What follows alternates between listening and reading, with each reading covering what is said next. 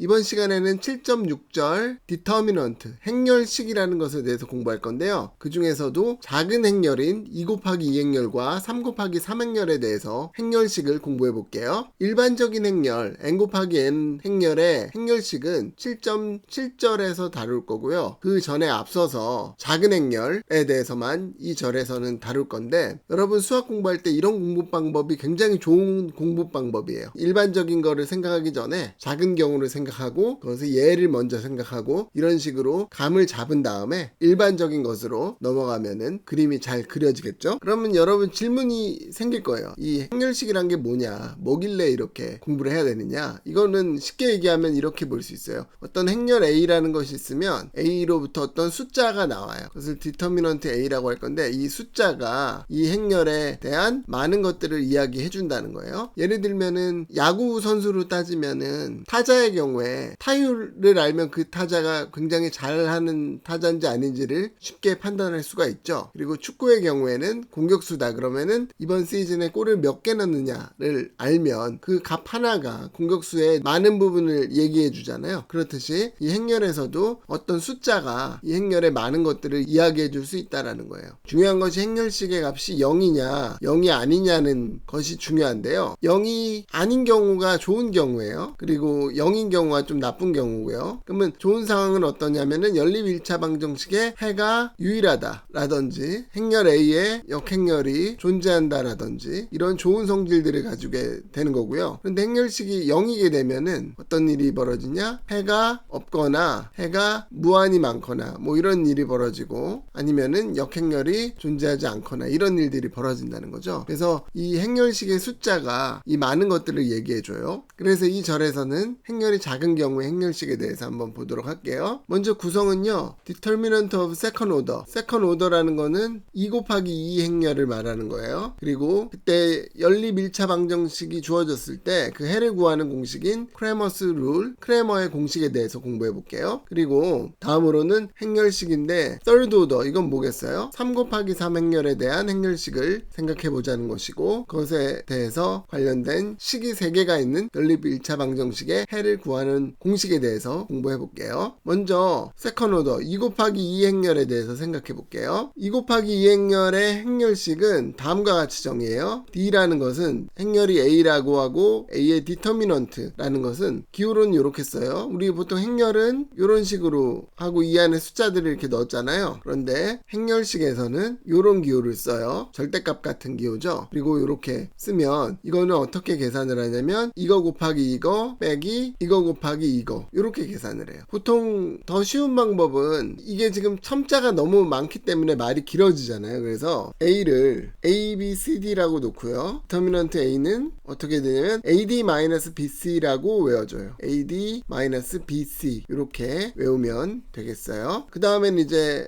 크레머의 공식이라는 걸 공부할 건데, 크레머의 공식은 뭐냐면 연립 1차 방정식이 주어졌을 때 그것의 해를 구하는 공식을 디터미넌트를 이용해서 표현할 수 있다라는 거예요. 먼저 두 개의 이퀘이션을 가진 경우, 식이 2개인 경우를 생각해 보면요, 식이 이렇게 주어졌다고 할게요. 그러면 여기서 개수들이 만들어내는 행렬은 아까 앞 페이지에서 만들었던 행렬 A인 요 행렬이 되겠죠. 그랬을 때 D라는 것은 이 A의 디터미넌트예요. 즉 디터미넌트 A를 말해요. 이 디터미넌트 A가 0이 아니라면 어떤 일이 발생하냐면 유니크 솔루션, 해가 하나밖에 없고요. 그 해를 우리가 행렬식을 이용해서 공식을 만들 수 있어요. 우리 중고등학교 때 2차 방정식이 있으면 근해 공식 있죠. 그것과 같이 여기서도 근해 공식을 만들 수 있다라는 거예요. 그 계산 방법은요, x1은 이렇게 계산이 된대요. 분모는 디터미넌트 A가 되고요. 분자는 어떻게 되냐면요, 여기서 재미있는 것이 A로부터 요 값으로 바꿔주면 되는 거예요. 그래서 A로부터 여기를 B1, B2라고 바꿔서 써주면 새로운 행렬이 생길 텐데, 그 행렬의 디터미넌트가 분자가 되면 되는 거죠. 그래서 분모는 D고 분자는 요 값이 되면 x1의 값이 된다라는 거고요. x2는 어떻게 하면 되겠어요? x2는 A 중에서 요 뒷부분을 B1, B2로 바꿔주는 거죠. 이런 식으로요. 바꿔주게 되면 분자가 이런 식으로 공식이 나와서 분모는 아까와 마찬가지로 디터미넌트 A가 되고요. 분자는 이런 식으로 얻어진다는 거죠. 여기서는 여러분들이 요 식을 외우면 되겠죠. 그런데 만약에 디터미넌트 A가 0이 된다면 어떤 일이 발생하냐면 해가 없거나 아니면 무한히 많은 해를 가지게 된다라는 거예요. 그럼 여기에 대해서 잠깐 이야기해 볼게요. 왜 디터미넌트가 0이냐 0이 아니냐가 중요하냐. 디터미넌트가 0이라는 거는 뭘 의미했죠? 이거 곱하기 이거 빼기 이거 곱하기 이거가 0이 된다는 얘기죠. 그럼 그걸 다시 한번 식으로 써볼게요. A11 A22 빼기 A12 A21이 0이에요. 그러면 넘기면 이렇게 되고요. 비례식으로 써볼까요? A11 대 A12는 A21 대 A22가 되는 거죠. 그러니까 이게 말하는 게 뭐냐면 이것 대 이것의 B가 이것 대 이것의 B와 같으면 디터미넌트 A가 0이 된다는 것이죠. 그러면은 우리 경험적으로 알지 않아요? 이게 B가 같았을 때 예를 들어서 이것 대 이것의 B와 이것 대 이것의 B가 같은데 아래에 있는 것이 위에 있는 것의 2배예요. 그러면 B1, B2가 있을 때 B2가 B1의 2배가 되면 이건 해가 무한히 많고요. 만약에 이거의 B가 다르다면은 이 두 개의 식이 일치하지 않는 식이잖아요. 그러면은 해가 없는 거라는 걸 잘 알고 있죠. 그래서 이것의 B가 중요하다라는 거 우리 알고 있는데 이것의 B가 같다는 것이 0이라는 것으로 만든 식이 바로 디터미넌트 A라는 것이죠. 그리고 다른 경우에 디터미넌트 A가 0이 아니라는 얘기는 이것의 B가 다르기 때문에 두 개의 기울기가 다른 직선이 돼서 하나의 교점만 갖는다는 것도 알게 되는 거죠. 그래서 기본적으로는 디터미넌트가 0이 아니면 유일한 해를 가지고요. 디터미넌트가 0이면 해가 없거나 무한히 많은 해를 가진다라는 것을 이해할 수 있어요. 사실은 그게 바로 디터미넌트 A의 정의 이유가 되는 거죠. 그럼 예제 한번 볼게요. 이렇게 연립 1차 방정식이 있는데요. 그러면 우리가 원래 중학교 때 고등학교 때 방법을 이용하면 뭐 가간법이나 대입법 이런 걸로 x1, x2의 값을 구하지만 크레머의 공식을 이용하면 바로 구할 수 있다는 거예요. x1은 이 개수로 만들어진 행렬 분의 첫 번째 열을 바꾼 거, 첫 번째 열을 요값으로 바꾼 행렬의 디터미넌트로 계산을 하면 14분의 84가 돼서 6이라는 값이 나오게 되고요. x2라는 것은 이 디터미넌트 a분의 두 번째 열을 12-8로 바꾼 이 행렬식의 값을 분자로 해서 계산을 하면 14분의 -56이 돼서 -4 이렇게 된다는 거죠.